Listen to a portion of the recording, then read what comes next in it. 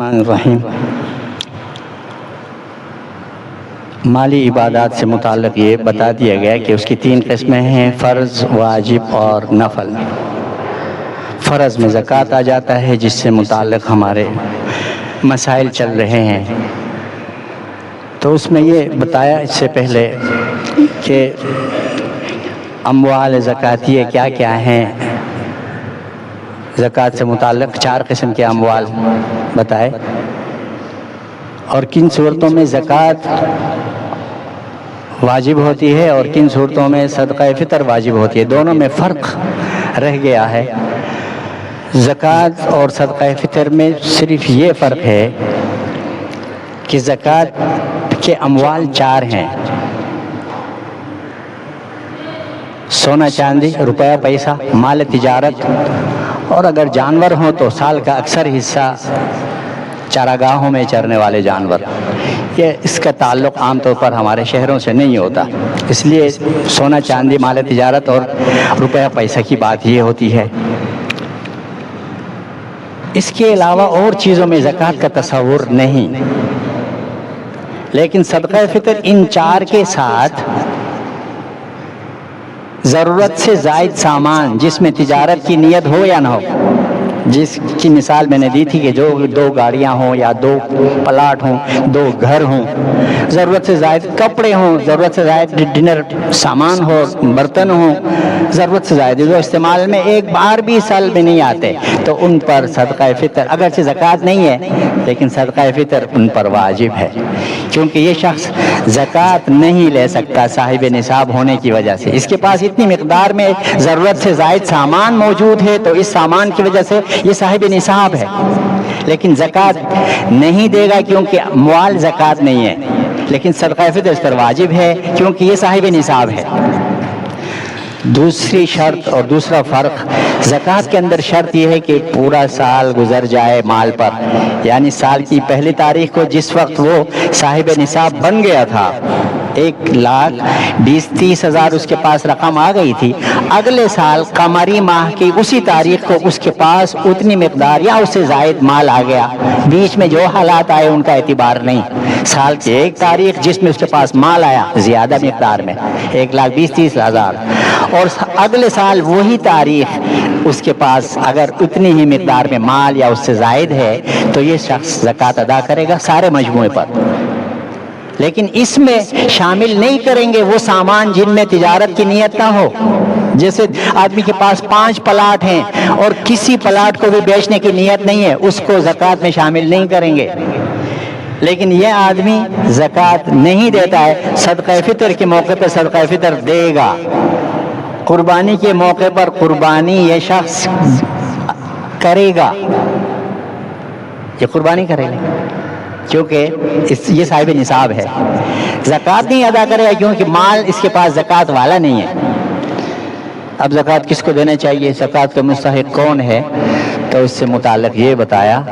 کہ نبی علیہ الصلوۃ والسلام نے جب حضرت معاذ رضی اللہ تعالیٰ عنہ کو یمن کی طرف گورنر بنا کر بھیجا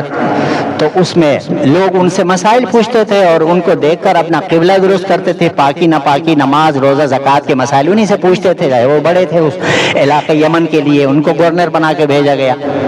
اس زمانے میں گورنر بھی اس طرح کا دینی چیزوں کا سب سے بڑا عالم ہوتا تھا، وہی حال ہوتا تھا، اور مسلمان ملکوں میں یہ ہونا چاہیے لیکن نہیں ہو رہا، ہمارے شامت اعمال ہے، یہ الگ بحث ہے۔ تو حضرت نبی کریم علیہ الصلوۃ والسلام نے حضرت معاذ رضی اللہ تعالیٰ عنہ کو جب ان کو گورنر بنا کے بھیج رہے تھے، اپنی طرف سے والی بنا کے بھیج رہے تھے، ارشاد فرمایا کہ اللہ تعالیٰ نے ان پر صدقات لازم کیا ہے، زکوٰۃ کی طرف اشارہ تھا کہ اقیم الصلاۃ وآتوا الزکاۃ، آگے یہ آیت اتر چکی ہے، لہذا زکوٰۃ ان پر لازم ہو چکی ہے، جو کس سے لیا جائے گا، کس کو دیا جائے گا، یہ بھی واضح کر دیا آپ نے کہ تؤخذ من اغنیائہم فترد الی فقرائہم، جو ان کے مالداروں سے لیا جائے گا،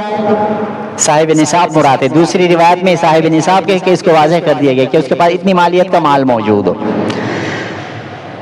صاحب نصاب لوگوں سے اور مالداروں سے لیا جائے گا اور دے دیا جائے گا فقیروں کو، جن کے پاس ایک وقت کا اگر کھانا ہو بھی لیکن نصاب کے بقدر مال نہیں ہے، कमतर माल है। उस जमाने में एक दो वक्त का माल होता था तो लोग तवक्कुल करके बैठ जाते थे और कमाई उस वक्त के लिए करते थे, जो माल आया खा लिया, अगले वक्त के लिए मजीद कोशिश करेंगे, ये होता था। लिहाजा गुरबा को ये माल दिया जाएगा, लेकिन साथ साथ में शर्त ये है सदकात वाजिबा और फर्ज में ये ज़रूरी है। इस ज़कात के अंदर, कुर्बानी में ये नहीं है, सदका फितर में भी ये ज़रूरी है कि मुसलमान हो। कुर्बानी का गोश्त तो सबको दे सकते हैं, काफिरों को भी दे सकते हैं और मालदारों को भी दे सकते हैं, लेकिन फ़र्ज ज़कात जब आप अदा करेंगे तो फिर ज़रूरी है कि मुस्लिम भी हो, गरीब भी हो, और साथ में ये भी ज़रूरी है कि हाशिमी और सैयद ख़ानदान से ना हो। ये माल को पाक करने के लिए निकाला गया है। जब माल इसके ज़रिए से माल की नहुसत हटाई गई तो फिर नहुसत को जिस माल के ज़रिए से हटाया गया, अब उसको हाशिमी ख़ानदान, नबी करीम अलैहिस्सलातु वस्सलाम की इज़्ज़त और हुर्मत इतनी है कि आपके ख़ानदान को क़यामत तक इस माल के मेल से बचाया गया, इसको माल का मेल करार दिया, जिसके ज़रिए से माल की नहुसत ख़त्म होती है। जो इंसान ज़कात वाजिब होने पर भी अदा नहीं करता, बहाने उसके आ जाते हैं, हज़ार किस्म की बीमारियां, परेशानियां, घरेलू नाचाकियां, औलाद नाफरमान, बीवी नाफरमान, ससुराल वाले लड़ाई और ख़ानदान वाले पड़ोस मुसीबत, ये किस्म की जो मुसीबतें इंसान पर आती हैं, वजह ये नहुसत है कि उसने वो हक़ अदा नहीं किया जो माल पर अल्लाह ने लाजिम किया था। लिहाजा फुकरा को दिया जाए, मुसलमान हो और नेक हो तो अच्छी बात है। इसलिए हमारे जो मदारिस दीनी निज़ाम को संभाले हुए हैं, दीनी निसाब पढ़ा रहे हैं और अहले हक़ के मदारिस हैं, उनमें जो सिलसिला होता है कि वो गरीब मुस्तहिक बच्चे दूर दूर से आकर पढ़ते हैं। हमारा जामिया अहमदिया उसी तरह का एक मदरसा है जिसमें 700-800